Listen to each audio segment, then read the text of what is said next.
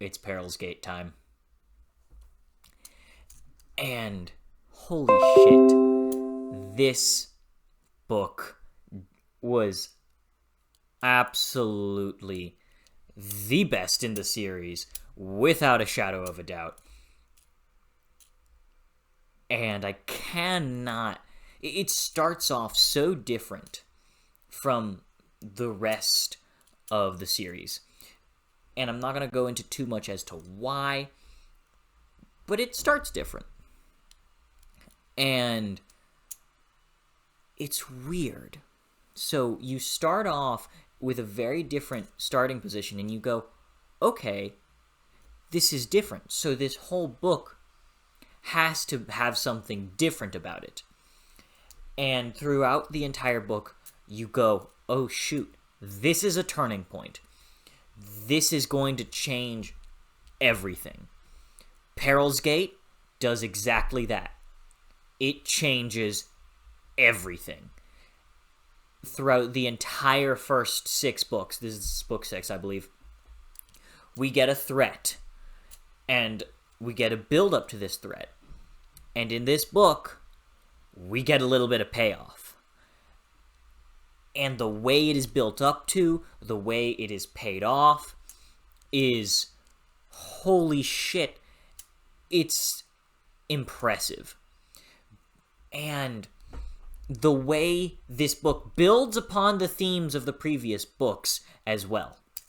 So Peril's Gate takes that idea and that question of, can we have free will, and says, sure, we can have free will, but with free will comes consequences. Here they are. You have to deal with them now. It tackles that idea of, I have made mistakes, or rather, I have had to do things that have hurt others, and I am dealing with the consequences because I have hurt others, regardless of whether it was necessary. And I'm not going to talk too much into it, but it was amazing. It's Peril's Gate, seriously, is it is just the build-up, the accumulation of all 5 books before it, and each payoff that we get in this book was absolutely amazing. Because, again, as I said, it builds on those themes of freedom, of love, and especially of love. I think love, first and foremost, is one of the harshest, or not, I don't want to say harshest, but most beautiful aspects of this novel. The rest of the series has tackled this a little bit, but here, first and foremost, it is beautiful displays of love. What will we do for love? What does true, genuine, beautiful love look like?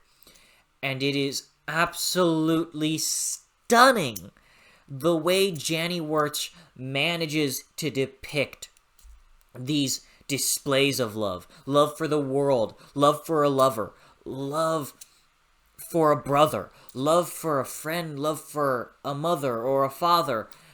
It is a love for a son or a child in general. It is absolutely amazing the way it is so brilliantly captured. And then there are moments in this book where characters have to confront themselves. Actually, that is a very consistent theme throughout this book. What is wrong with me that I must fix? And it is brilliant. Truly brilliant. I absolutely adored everything in this novel from beginning to end, and I'm talking myself into giving it more of 5-star. It is damn near perfect. I stayed up late many nights just going through it. It was absolutely phenomenal. And if you haven't read Jannyworts, I highly, highly, highly, highly recommend reading this series because, oh my god. Though I will also say, the prose in this book, if I went back to like book one would be a breeze. This book was just breaking my brain. Regardless, the prose gets more complex, it gets more dense. It still is beautiful, but she just like she's more efficient with her words. That's insane to say, because if you read Curse of the Mistwraith, you understand that she's like, you'd expect her to be the most efficient thing out there. But nope, this is right here. Even more efficient. And it makes it a little difficult to read, especially if you want to read a lot of it. I also stopped doing chapter summaries. I wanted to, but doing chapter summaries really slowed down and broke my reading pace because I wanted to read 2 chapters, and if I got into a flow state of reading, then it'd get broken almost immediately because I'm not reading anymore. Anyways, I'm going to start jumping into spoilers in 3, 2, 1. Alright, so first thing I want to talk about before I get to Peril's Gate. I'm going to try to get to Peril's Gate last. Kavor. Oh my god, Kavor. My boy. My boy. Holy shit. His arc throughout this novel. Kavor was my favorite character in book 5. In this book, he was still my favorite character. I don't give a fuck. Giorette was goated in this book, but still, Kavor was more goated. Kavor is the GOAT. Kavor is the best character out there. Kavor is my favorite. And just the confrontation between him and the the adept, and how he's asking her, can I be healed? Can I go back to normal? And she says, no, you cannot be healed. Or, no, you cannot go back to normal. But you can be healed. But first, you have to come to realization. You have to understand why you put yourself in that position. And then he realizes, oh shit, I don't want to admit the fact that my father could be the cause of all these problems, that the Alliance of Light could be a huge detriment to mankind rather than a benefit. And I loved that. How he is forced to do the same thing as his father before him in Ships of Merior. I think Joanna mentioned this. How he was forced to confront the adepts and was on the brink of confronting himself, but then he denied it. Lysayer had to deny it, because otherwise his whole worldview breaks down. Everything about him destroys itself, and he self-destructs. That's what would happen if Lysayer had to conform and say, oh shit, I've messed up. I don't want to say conform, but to admit, holy crap, I am the one who's messing up here. That Arathon is not evil, that he is not a villain. And, Kavor's opposite, oh shoot, I need to admit this, it was brilliant. And then how he comes back, and then we get that one little scene with one of the adepts in this garden. I imagine him like sitting under a cherry blossom tree. I don't know if he was sitting under a cherry blossom tree, but I imagine it. And how he's just like meditating, and then he goes, we have a new adept. And he seems to make it seems like they haven't had a new adept in a very long time. So it makes me wonder, are the adepts immortal? Are they all like permanent residents of the adepts? When we get a new adept member, are they all immortal? Like, have they been there ever since they joined? They've been the same age and they stay that way, and they are part of the group until they are murdered. And then he goes, his name was Kavor Selessid. And what was the most fascinating part is that he uses the word was.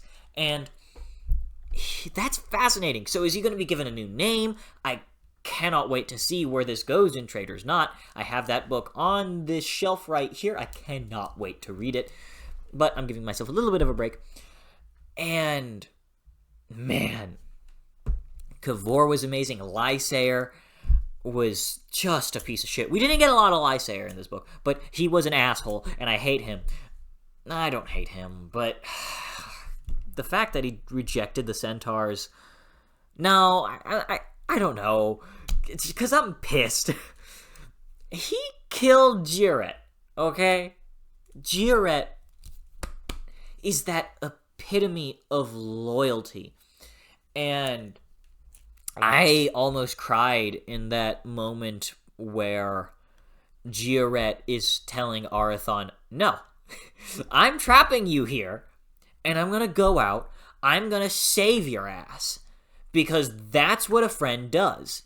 Not just a servant to his lord, but someone who knows you are the hope for my child, you are the hope for my daughter, for my wife, for everyone that I love to have a better future.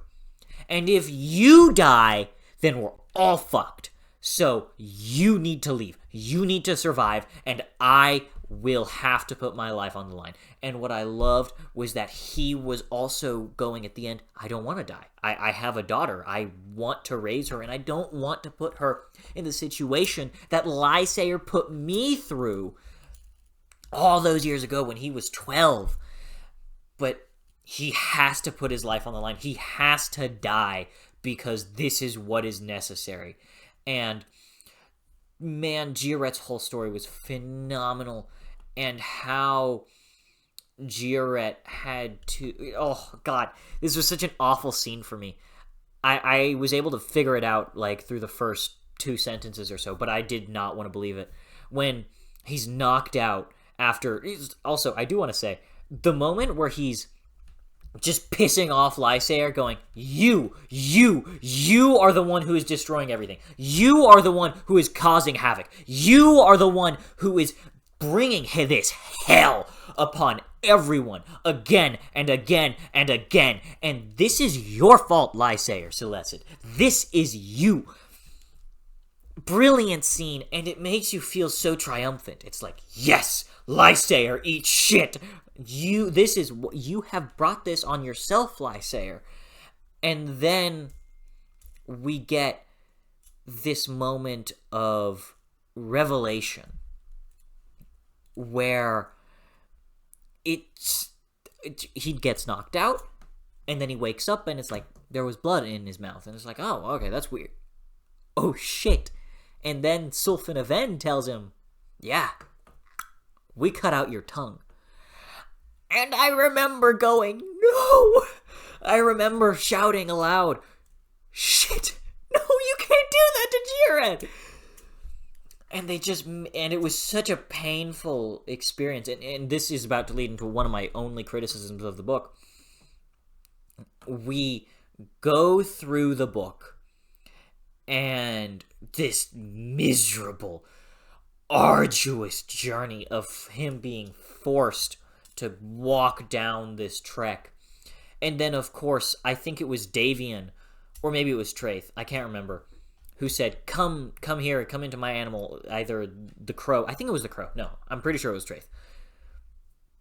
Oh, that probably explains the cover. But then Jiret is able to have this wonderful, beautiful moment of soaring through the skies and getting to look down on the world. It was absolutely beautiful. But again, my only criticism was that he died off page. And so, had he died in that moment, had we gotten a death description of him while in the crow, or while doing something, I would have loved it. I probably would have shed tears. But we didn't. And instead, we got a very short, like, 2-sentence epigraph. And I don't want to call it an epigraph, but something at the very end of the book that's, like, or not at the end of the book, at the end of a chapter, because the epilogue stuff. And it's like, he died. He was stabbed through the chest by Lysae or Seleucid. And I'm like, well, that's not enough for me. I want to get the emotions drawn out of me. I wanted to feel that scene, and I didn't get that. And so again, that is probably my only criticism of the book. I did not think that it worked there for Giret. And I think there was one more, but I can't remember it off the top of my head. And so now I gotta talk about it. Peril's Gate. Oh my god. I don't know. I think I had 2 chapters left, but I tried to get through those last 4 chapters. I really wanted to get through them in one sitting, but because of how dense the writing, the prose is, I actually had to go back to bed and then wake up in the morning and then finish it off. But regardless, it was amazing. The scene where it's awful, but amazing. The scene where he's walking through Peril's Gate, where he's suffering and forced to confront himself again and again and again. But then the statement again and again by Elira, cry mercy, cry mercy, cry mercy, was beautiful. It really helped encapsulate the love that Elira and Arathon have for one another. That I love you, but don't hurt yourself. But he had to stay alive, because if he died, Elira was going to kill herself. And Elira being there was this wonderful and painful addition. It was, shit, she has to watch me suffer, but also she is the reason why I have to keep going. She is the reason why I have to keep living. And it was beautiful and painful, and it just captured this perfect mix of both, all at the same time, that only Janie Wirth can really do. Nah, that's not true. Robin Hobb can do it too. Robin Hobb can do anything. I believe it. But regardless, Janie Wirth did an absolutely phenomenal job there. And I was obsessed with that scene where he's getting the flashback, where he's back in Dacian Ilur, and he is talking to his father. We're going through his history. We're going through his life, where as a child his mother was murdered, and how he had to deal with that, and how the children would mock him. But even as a child, he could empathize, which was insane. That high level of empathy in a child, I don't even know what that would be like. And the way he and his grandfather interacted, that was painful. Like, that almost brought tears to me multiple times. How his grandfather constantly was going, I cannot treat him as my grandson. He's a prodigy. He is brilliant. But because of that, I cannot treat him with any favor. I cannot give him love. The conflict that was given inside of his grandfather. And yet Arathon understood that too. He knew and he understood. And all the same, he still wanted that love and that warmth that his grandfather could have given him. Such a brilliant touch. And as we go through that life that he had in Dacian Ilur, and then we get to talk to Arathon's father, that scene, I have this in my quote book. It is, if you can't destroy it, or if you can't control it, or sorry, no, if you can't destroy it, or if you can't, I remember it now. If you can't run from it, master it. I was reading his dialogue aloud, and I just hit that moment, and it was this empowering moment, I felt it in my chest. If you cannot run from it, master it. Oh my god. Truly brilliant. Among just honestly my favorite line in the entire book. I loved it. The entire Peril's Gate sequence, and then the centaur, and the whole sequence of how he's trying to get Davian to go, okay, let me in. I'm done with your shit, man. Let me out. I hate this crap. I know he's just so pissed with Davian at this point that he's going, okay, let me through. And it also makes me wonder how, like, what events in the past lives of the Rathane kingdom, of the Cephalans, what event made the previous kings die? Because, I mean, clearly it was something just as painful as Arathon. So it makes me wonder, what did they go through? What did the past High Kings go through to make them have to kill themselves or just die of pain in that very first trial? And I love the way he interacted with Davian. I also love how the world is terrified of this combo. How they're going, oh shit, Davian and Arathon are both super rogues. And if these two work together, we're all fucked. Because Davian and the Fellowship, they share the same goals. It's just that Davian has a different view to it all. And I love that. It's actually exactly what Lysaer said as he was trying to follow Arathon. He has a different view. So maybe we can use that to our advantage. I don't think Davian's going to be able to be swayed by Lysaer, though. And it's so exciting because I want to know more about Fionn Areth and what happens to him. And there's so much stuff about this book that I didn't even talk about.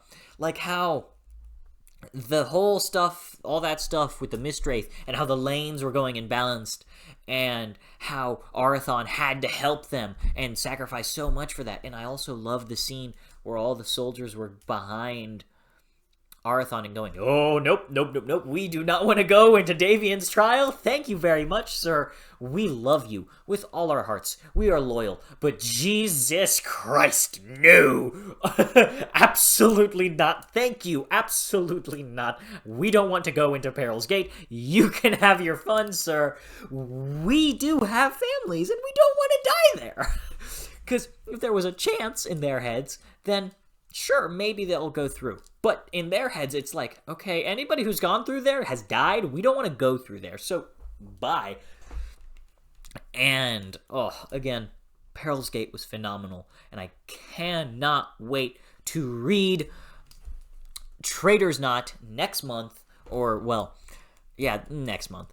And then the next thing you see from me will probably be a Wandering In review. Yeah, it's going to have to be because I've been pretty much exclusively reading The Wandering In. It's so good, man. Oh, it's so good. Anyways, I hope you all have an absolutely fantastic day, and I'll see you all next time.